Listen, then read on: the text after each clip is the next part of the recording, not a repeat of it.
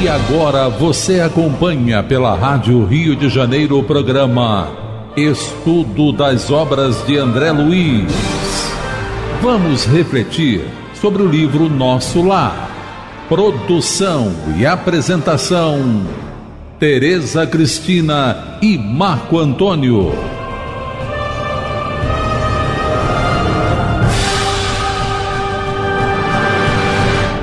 Olá, caros ouvintes da Rádio Rio de Janeiro. Estamos começando mais um programa, Estudo da Vida no Mundo Espiritual. Estamos estudando atualmente o livro Nosso Lar, que foi psicografado por Francisco Cândido Xavier pelo espírito André Luiz. Amigos ouvintes da emissora da Fraternidade, novamente estamos aqui para darmos continuidade ao estudo da obra Nosso Lar. Nós estamos no capítulo 47, A Volta de Laura, que trata da reencarnação da Dona Laura. Mãe do Lísias. Mãe de Lísias. Amiga de André Luiz. Amiga de André Luiz, não é? São os reencontros, né, que nós temos aqui no plano, aqui encarnados, e vamos os ter no plano quando estivermos desencarnados também. E que tem também os desencontros, viu? Tem reencontros, mas tem desencontros. Mas tudo um planejamento divino. E nós estamos, no programa passado, comentávamos sobre ainda a apreensão de Dona Laura, demonstrando aqui a apreensão dela no que tange a responsabilidade dela, que ela já tem pelo conhecimento que ela adquiriu, trabalho, né, milhares e milhares de bônus horas, como diz aqui, de horas de trabalhos com amor, né, com dedicação, e o conhecimento que ela adquiriu também no plano espiritual, na colônia, e isso lhe dá mais responsabilidade do que ela vai enfrentar na encarnação. E isso está a deixando apreensiva.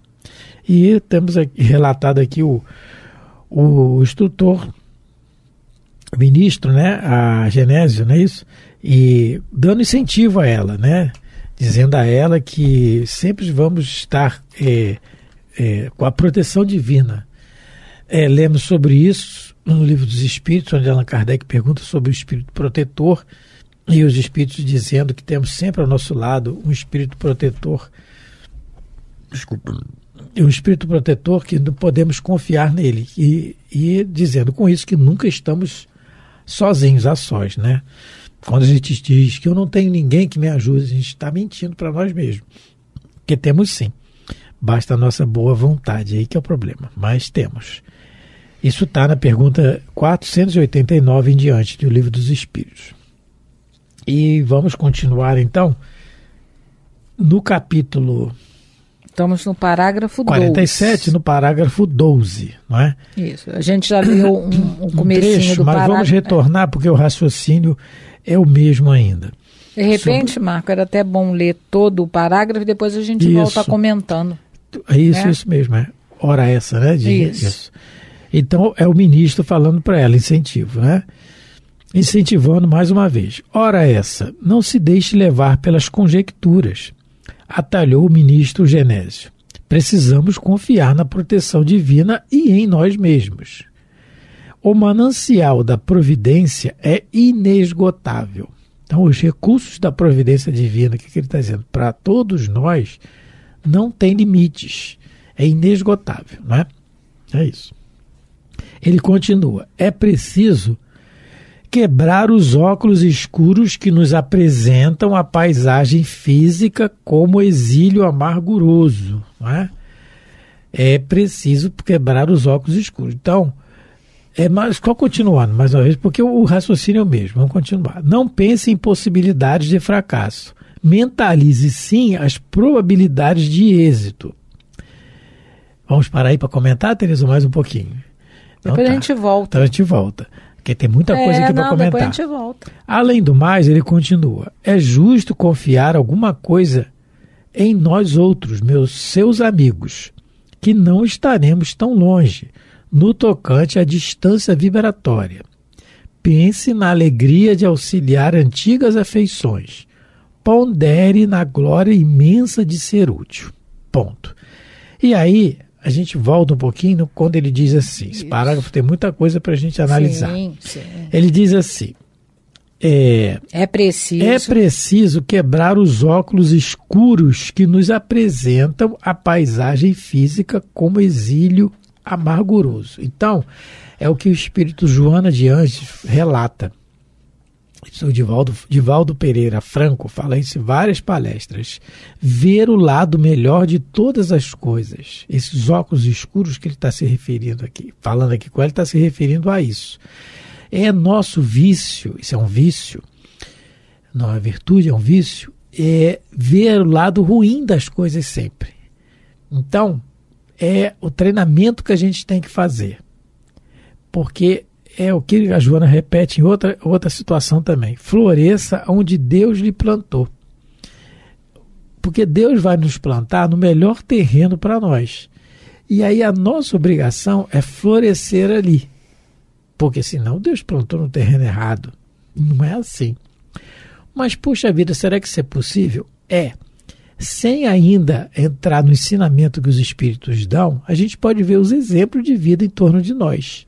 Tem exemplos em torno de nós de situações em que, se nós nos víssemos na situação da pessoa, nós não suportaríamos. E ela suporta. A gente pergunta assim, o ouvinte que está nos acompanhando, ele pode raciocinar em torno das suas relações, porque a gente, vez por outra, encontra alguém assim, poxa vida, se fosse eu na situação dela, eu não suportaria, mas ela está suportando, pelo menos suportando, não é? Aturando, vamos dizer assim, demonstrando o mínimo de resignação, porque Deus plantou essa pessoa aonde ela pode começar a florescer. É o que ele está dizendo aqui. Ela começa a quebrar os óculos escuros que representam a paisagem física do pessimismo. Quebrar os óculos do pessimismo, da angústia, de que não vai dar certo, e comigo tudo dá errado, o mundo não presta, o mundo não tem jeito. Isso não pode. A gente está vendo isso corriqueiramente hoje em dia. Por quê? As catástrofes, as doenças sempre existiram. As pandemias sempre ocorreram na Terra. Basta a gente ver a história.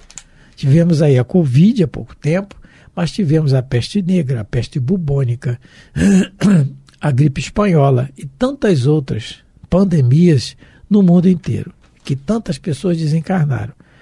Mas são situações inerentes à nossa escala de progresso. E não é isso que vai nos dizer que o mundo não tem jeito. Tem. A Terra, os Espíritos nos dizem que a Terra vai ser um planeta regenerado, ela vai se regenerar, um planeta de regeneração. A sociedade vai mudar. Vai ser uma sociedade mais justa, mais feliz, mais correta. Vai sim. Ela está em obras. Nós começamos, os Espíritos começaram essa transformação sob a égide de Jesus já há algum tempo. Nós estamos aí, vamos dizer assim, a nossa casa, que é a Terra, ela está em obra. Então nós temos que, é uma oportunidade muito grande para nós estarmos encarnados nesse período de transformação, que a gente aproveite para desfrutar alguma coisa desse ensinamento, quebrando os óculos escuros do pessimismo. Tem uma historinha, Marco, que fala, sim, que exemplifica bem esse tipo de exercício que a gente precisa fazer. Passar a enxergar as coisas pelo seu lado bom, porque, como os Espíritos dizem, Deus não permite que o mal aconteça, entre aspas, né? Se daí não vai redundar um bem. Então, a gente tem que lembrar disso. E tem uma historinha que eu não sei em que livro está. Eu não sei se é do Richard Simonetti, que colocou num dos livros dele, eu não lembro. Que tinha dois vendedores de sapatos, foram mandados a uma cidade para poder vender sapatos. Dois vendedores da mesma empresa. Representantes da mesma empresa foram, né, encaminhados a uma cidade para vender sapato. E chegando a essa cidade, o que os dois observaram? Que todos os habitantes da cidade estavam descalços. E aí, eles, depois dessa observação, fizeram lá suas análises e mandaram um relatório ou telefonaram lá para a empresa dando notícias do que eles viram na cidade, qual era a perspectiva. E um deles ligou e falou assim: olha, chefe, a cidade, infelizmente, não é promissora para vendas de sapato, porque todo mundo anda descalço. Ninguém, né? Pelo jeito, ninguém gosta de sapato. A visão pessimista da situação. O outro vendedor, mais otimista, ligou para o chefe ou escreveu para o chefe alguma coisa do gênero, dizendo: chefe, boas notícias, vamos vender muito sapato, porque aqui ninguém tem, está todo mundo descalço. Então, a mesma cidade, a mesma situação, não é? Os mesmos profissionais, mas com visões diferentes da vida, das situações que se apresentam. Então, como o Marco falou, a maioria de nós ainda só consegue enxergar o lado negativo das situações, sem compreender que, novamente, né, repetindo, que Deus só permite que aconteçam, né, coisas ruins, se daí for resultar um bem, senão isso não acontece. Então a gente lembra de uma situação também que os espíritos contam para a gente, que Jesus andava com os discípulos e passaram por um cachorro morto e todo mundo só reclamou do cheiro. Jesus foi o único, lógico, o espírito puro que era, foi o único a elogiar os dentes do cachorro. Não é? Ele não viu só ali o cadáver, o que estava acontecendo, o cheiro, mas ele viu e elogiou que os dentes eram tão lindos daquele cachorro. Ele não é? Jesus olha sempre para o nosso melhor. Quando ele olha para nós na nossa situação, ele não enxerga, vamos dizer assim, entre aspas, e não sente o nosso cheiro espiritual desagradável. Ele já visualiza os anjos que a gente vai ser um dia. Parece até loucura, né?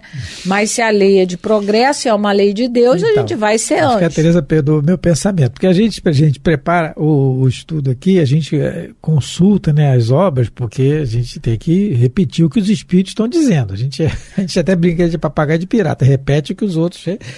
Então, quando é achismo nosso, a gente fala, eu acho, mas a gente procura não ter achismo, a gente repete. E a Tereza falou, eu estava justamente separado aqui, e às vezes vem a ideia na hora também. No livro Paulo Estevão, às vezes falou assim, parece um absurdo, mas no livro Paulo Estevão, o personagem Gesiel,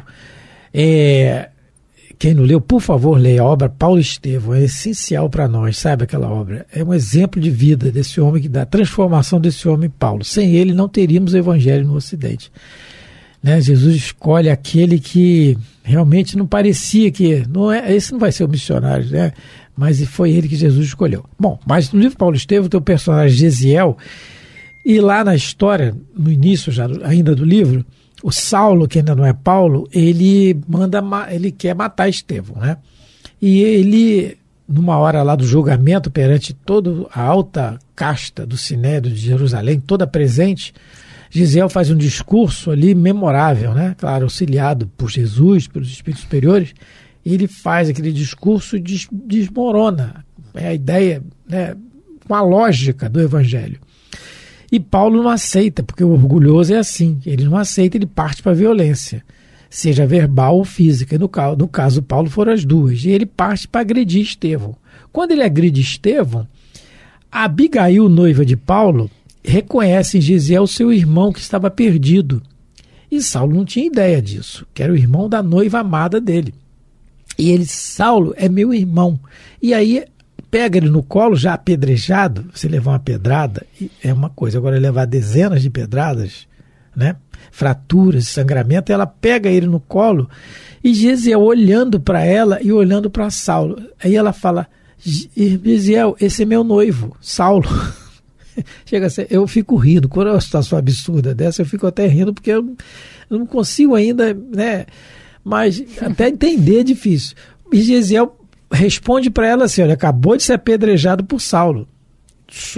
antes das pedradas foram socos e pontapés lá, e agora apedrejado. E ele responde e fala para Abigail assim: esse é seu noivo, é um bom homem. Quando se voltar para Jesus, né? É como que ele diz assim: quando ele se voltar para Jesus, você vai ver o que ele é capaz de fazer. Que bom que você está com ele, é um bom homem. Olha, acabou de ser apedrejado por ele. Ele está dizendo que é um bom homem quando se voltar para Jesus. Mas quem visse Saulo ali jamais ia pensar e achar isso um absurdo. Como é que Saulo vai se voltar para Jesus? Vai se voltar contra Jesus, mas não para Jesus. E é o que aconteceu. Ele se volta para Jesus e se torna o Paulo que a gente conhece, não é? Então, esses, entre aspas, absurdos, né? Às vezes a gente, né, fala assim, mas não é bem o que acontece na vida real. Então que a gente nunca perca o pessimismo, o otimismo. Nunca perca. Como ele diz aqui, não pense nas possibilidades do fracasso, mentalize as probabilidades do êxito. E aí, nesse parágrafo que Marco leu, ele fala da questão que é justo, né? É justo confiar alguma coisa em nós outros, né? E quando ele mandou também mentalizar as probabilidades de erro. Então, a gente pode treinar a nossa mente. No mundo espiritual, Emmanuel trouxe, do mundo espiritual, Emmanuel trouxe para nós uma cartilha chamada, que depois ficou um livro chamado Pensamento e Vida. E nesse livro, que é muito bom, que o Emmanuel disse para o Chico, que é uma cartilha para quem vai reencarnar, tem um capítulo que é excelente, chamado Associação. E eu vou ler uns trechinhos. Capítulo 8. Capítulo 8, Associação, que fala que a gente pode controlar os nossos pensamentos. Pode e deve, porque toda vez que a gente pensa, a gente se associa a pensamentos iguais. Então, quando ele diz aqui para ela, né, mentalize nas probabilidades do êxito, é pensar sempre de maneira otimista, porque você vai atrair para você espíritos e pessoas encarnadas que têm otimismo. Ele fala assim, capítulo 8 do livro Pensamento e Vida. Se o homem pudesse contemplar com os próprios olhos as correntes de pensamento, reconheceria de pronto que todos vivemos em regime de comunhão, segundo os princípios de afinidade. E no decorrer ele continua. É que sentindo, mentalizando, falando ou agindo, sintonizamo-nos com as emoções e ideias de todas as pessoas, encarnadas ou desencarnadas, da nossa faixa de simpatia. Estamos invariavelmente atraindo ou repelindo recursos mentais que se agregam aos nossos, fortificando-nos para o bem ou para o mal, segundo a direção que escolhemos, pensando, conversando ou trabalhando. A força de nossas ideias, palavras e atos alcança de momento o potencial tantas vezes maior quantos sejam as pessoas encarnadas ou não que concordem conosco. Potencial esse que tende a aumentar indefinidamente, impondo-nos de retorno as consequências das nossas próprias iniciativas. Então, a gente tem como treinar nossa mente, cuidar dos nossos pensamentos, ver se realmente os nossos pensamentos são aqueles com pessimismo ou com otimismo. É o que ele está dizendo para ela aqui, não é? Não pense em possibilidade. Se você começa a pensar tudo na sua vida, tá tudo errado, nada dá certo, a minha vida você está atraindo encarnados e desencarnados que vão potencializar isso em você. Exemplo prático, né? O concurso tem 2 vagas. Você tem que pensar assim, uma é minha, agora tem que estudar, né? Tem que estudar. Uma é mas minha. Já tem que partir, né? É a tal da fé humana lá que ele falou para ela. Exatamente. Você precisa confiar em você mesmo, na proteção divina e confiar em você. Então a nossa mente, ela é co-criadora. A gente precisa trabalhar a nossa mente, para que ela pense coisas boas, coisas úteis, para que a gente atraia para o nosso convívio tanto os espíritos superiores quanto as pessoas que também pensam como nós. Então, às vezes, a pessoa não sabe por que não sai do miserê, mas é isso que ela cultiva pelo pensamento o tempo todo. No Evangelho de João, capítulo 16, Jesus fala assim: no mundo tereis aflições. Não é só tereis não, tá? A tradução é: no mundo tereis aflições. Mas tende confiança, eu venci o mundo. Né? Tende bom ânimo, eu venci o mundo. Isso é o dizer de Jesus para todos nós. E o Emmanuel relata essa passagem no livro Palavras de Vida Eterna. Ele comenta sobre isso. O título é Na Vitória Real, Palavras de Vida Eterna é o livro, capítulo 136. Então ele fala assim, eu só vou ler alguns trechos que ele é grande. É importante enumerar algumas circunstâncias difíceis em que se encontrava Jesus, quando asseverou perante os discípulos: tende bom ânimo, eu venci o mundo. Ele era alguém que, na conceituação do mundo, não passava de vencido vulgar. Sabia isso no momento de entrar em amarga solidão, porque todos iam abandonar. Sabia isso no momento de entrar, confessava que fora incompreendido pelos homens, aos quais se propusera a servir. Malquisto pela maioria, perseguido e traído. Falava sem rebolsos da flagelação que seria a vítima, e foi.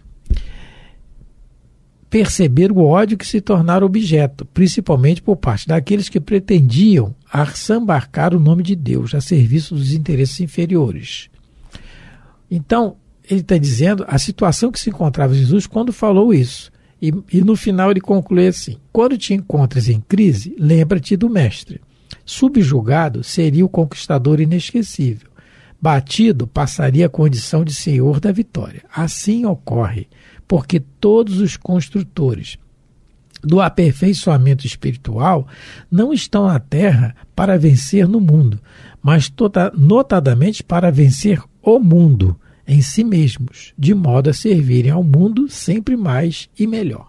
Então, o que ele está dizendo é que todos aqueles espíritos missionários, que ele está chamando aqui de construtores do aperfeiçoamento espiritual, que é aqueles que vêm nos dar exemplo de aperfeiçoamento espiritual que eles já adquiriram, eles vêm e vencem o mundo em si mesmo. Nós temos aí o exemplo notório do século passado, contemporâneo nosso, que é Franciscano Xavier, que é um Dom Helder Câmara, que é um Gandhi, que é um Albert Schweitzer e outros mais. E outros anônimos que nós vemos corriqueiramente no dia a dia. Às vezes, quando temos contato com essas pessoas que suportam situações que nós nunca imaginaríamos, mas que eles treinaram já ao que fazer, o que o ministro está dizendo para a dona Laura: quebrar os óculos escuros do pessimismo da paisagem física. E é isso que está no dizer de Jesus, porque quando Jesus fala isso, ele fala para a humanidade toda, de todos os tempos. As lições de Jesus é para toda a humanidade, todos os povos. E como ele está falando para todos, ele baseado na reencarnação, que nós temos certeza, não apenas acreditamos, se nós ainda não tínhamos o entendimento que nós temos hoje, então esse bom ânimo realmente vai acontecer para todos nós um dia. Mas a gente tem que treinar, né? E principalmente aquele que vos fala aqui, nós aqui, porque senão a gente não reclamava tanto, né, Tereza? No próximo programa nós vamos terminar de analisar esse parágrafo na questão que a gente faltou falar das distâncias vibratórias, né? Porque o pensamento, ele manda ela começar a pensar em coisas boas, mas... Na alegria de também auxiliar antigas afeições, isso é importante. E a imensa glória de ser útil. Vai ficar faltando a distância vibratória para a gente conversar um pouquinho sobre ela antes de passar para os outros parágrafos. Então, lembrando que, terminando o programa, a gente está no capítulo 47 do livro Nosso Lar. Isso. Um grande abraço hoje vai para nossas amigas Luciana e Solange, lá de São Paulo. E a todos que nos ouvem também, com desejos das bênçãos de Deus sobre vossas vidas. Muito obrigado pela atenção, pelo carinho e fiquem com Deus. A Rádio Rio de Janeiro apresentou o programa Estudo das obras de André Luiz. Produção e apresentação: Tereza Cristina e Marco Antônio.